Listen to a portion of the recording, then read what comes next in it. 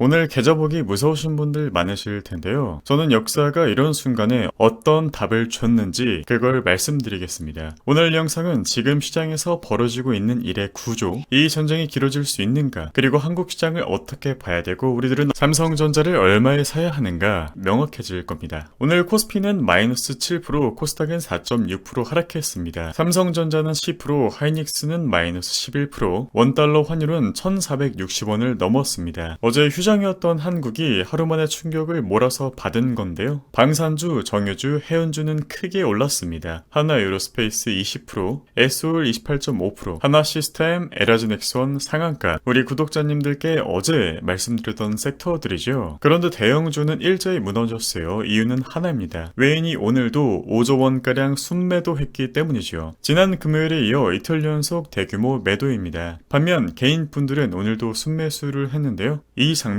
역사에서도 본 적이 있습니다. 세계 지정학적 위험 지수라는 게 있습니다. 쉽게 말해 전 세계가 얼마나 불안한가를 숫자로 나타내는 지표인데요. 이 지수가 300을 넘은 건 역사상 딱 두 번입니다. 2001년 9.11 테러, 2003년 이라크 전쟁. 그때도 한국 시장에서 벌어진 일은 놀랍도록 똑같았습니다. 전쟁 직후 개인들은 즉시 매수를 했고 지금이 바닥이다. 총과 포소리가 날 때 사라는 말이 있잖아. 이렇게 수천억 원이 시장으로 들어왔습니다. 외인은 반대로 전쟁 직후 오히려 매도를 했는데요. 왜냐? 불이 어디까지 번질지 확인한 다음 진짜 바닥이 왔을 때 그때 대규모로 들어오는 겁니다. 9.11 이후에 코스피는 460선까지 밀렸고 그때 외인이 3조 원 넘게 다시 사들여서 지수는 700선을 회복했습니다. 이라크전도 동일했죠. 우리 개인분들은 초반에 사고 더 떨어지면 버티지 못하고 손절하고 그 자리를 외국인이 받아가면서 물량을 흡수하는 오늘 우리가 보고 있는 장면이 바로 이 패턴의 초입이 될 수 있고 저는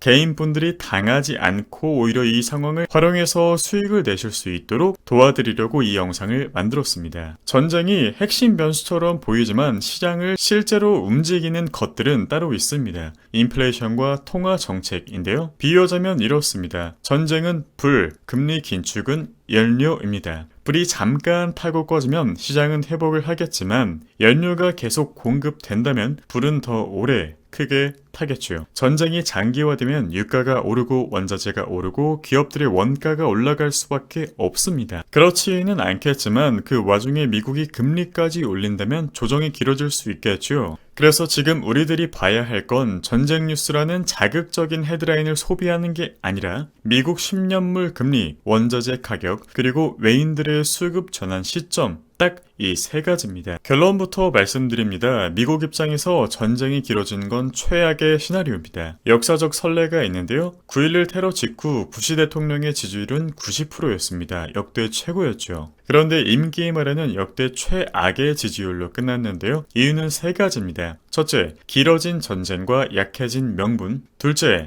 카트리나라는 재난이 발생했을 때 휴가를 가버린 대통령. 셋째, 글로벌 금융위기와 주가 폭락. 이 중에서 셋째가 핵심입니다. 우리 구독자님들도 아시다시피 미국인들은 금융자산 비중이 매우 높죠. 주식이 빠지면 실제 생활이 흔들립니다. 트럼프는 이걸 누구보다도 잘 알고 있어요. 시장이 무너지는 걸 원할 리가 절대 없습니다. 게다가 지금 이란은 완전히 고립된 상태죠. 미국을 직접 겨냥한 것도 아니고 이란 편을 들어줄 수도 있는 중동 국가들을 향해 동시다발적으로 미사일을 퍼붓다 보니 편 들어줄 나라 하나 없는 상황입니다. 모든 구도가 미국에 유리하게 흘러가고 있습니다. 그렇게 빠르게 굵게 치고 빠지는 게 정치적으로도 경제적으로도 미국의 최선입니다. 그런데도 한국의 GDP, 전체 경제 규모는 여전히 독일과 프랑스보다 작죠? 이게 역설적으로 중요한 신호인데요. 경제 규모는 작은데 시가총액이 크다는 건 전 세계 자본이 한국 기업들의 수익 창출 능력의 희소성, 즉 프리미엄을 주고 있다는 뜻입니다. HBM, 반도체, 원전, 전력망, AI라는 문명을 돌린 데 필요한 핵심 부품들을 한국이 쥐고 있는 덕분이죠. 예전에는 한국 기업이 실적을 잘 내도 코리아 디스카운트 국가 리스크 때문에 저평가를 받았습니다. 지금은 그 실적 자체가 AI 시대의 필수 자원이 되면서 전 세계 자본이 한국으로 방향을 틀고 있습니다. 대만 수준의 PBR, 즉 기업 자산 대비 주가 비율로 재평가된다면 코스피 그렇게 많은 근거 없는 숫자가 아니고요. 오늘 같은 하락이 구조를 아는 투자자분들에게는 기회가 되는 이유입니다. 그래서 우리들이 해야 할 것 5가지 구체적으로 정리를 해드릴게요. 첫 번째, 공포 첫날 몰빵 절대 금지. 지금 이 순간이 바닥처럼 느껴지지만 역사적으로 외인이 돌아서기 전까지 추가 하락이 더 나오는 경우가 많았습니다. 즉 분할 매수로 2차, 3차까지 열어두시고요. 둘, 외인 수급 전환을 기다리세요. 오늘 외인은 5조 원을 팔았습니다. 아직 그 신호가 오지 않았고요. 외인이 순매수로 돌아서는 날, 그날이 진짜 바닥에 가까울 가능성이 높습니다. 셋, 전쟁 뉴스 대신 금리와 원자재를 보세요. 미국 10년물 국채금리가 다시 오르는지, 유가가 $100를 돌파하는지, 이 2가지가 체크포인트입니다. 넷, 현금 비중을 지키세요. 기회는 한 번이 아니죠. 현금이 있어야 기회를 잡을 수 있습니다. 지금 현금 여유가 없으신 분들은 비중 조절이 먼저입니다. 다섯째, 시총 1이라는 이유만으로 매수하지 마세요. 3전, 좋은 기업인 건 맞는데 지금 가격대가 왜 유리한 가격대인지 내가 진짜 알고 있는지, 실적 방어력과 현금 흐름은 알고 있는지 임의적으로 하는 추론에 절대 기대지 마시고 항상 근거를 두고 거래하셔야겠죠. 자, 그렇다면 삼성전자 어디에서 투자해야 될지 알려드리겠습니다. 네, 그래서 삼성전자를 우리가 어디에서 매수해야 되느냐, 차트를 보고 말씀드릴게요. 지금 보고 계신 차트는 삼성전자의 15분봉 차트이고요. 15분봉 하나하나에 꽤나 많은 움직임과 힌트가 있기 때문에 보면서 확인을 해볼게요. 2월 27일 금요일에 매우 큰 거래량이 터졌죠. 이날이 EWY, 즉 블랙록 리밸런싱 데이였습니다. 자, 그리고 본격적으로 추세 전환을 알린 지점은 2월 23일이죠. 이날 상승한 다음에 매수세를 테스트해주고 나서 무려 플러스 16% 정도의 상승이 나왔던 그런 구간입니다. 그렇다면 그 구간이 시작되었던 위치, 대략적으로 19만 6천 원 정도를 1차 매수 포인트로 설정 드려볼 수 있겠고요. 2차 매수 포인트를 조금 디테일하게 설정 드리자면 18만 4천 원 정도를 2차 매수 포인트로 설정 드릴 수 있겠습니다. 만약 이 밑으로 내려간다라고 한다면 우리들은 3차까지 일단은 열어두고 대응을 해야겠는데요. 만약 1차, 2차, 3차 순차적으로 매수가 이루어진다면 10만 원 중후반대의 평균 단가는 세팅이 될 겁니다. 3차는 대략적으로 내부 지지선과 내부 추세선이 만나는 위치인 16만 6천 원 정도입니다. 이것을 우리 구독자님들께 보기 쉽게 또 표시를 해드리면 19만 6천 1차, 18만 4천원 2차, 16만 6천원 3차, 이렇게 쉽게 알려드릴 수가 있겠네요. 삼성전자의 최종 목표가는 대략 20만원 중반에서 후반대로 판단을 하고 있습니다. 삼성전자가 전 세계에서 돈을 가장 잘 버는 기업으로 등극을 하게 될 테고 2위는 하이닉스가 될 텐데, 게다가 미국의 마이크론 밸류보다 오히려 저평가되어 있다는 점 감안하더라도 충분히 매력 있는 매수 가격대가 될 수 있겠죠. 그 외에도 우리는 SK 하이닉스 그리고 수익률을 극대화할 수 있는 코덱스 반도체 레버리지 종목의 진입도 대비하고 있습니다. 한국 주식 투자 클래스는 이번 주 금요일에 마감될 예정이고요.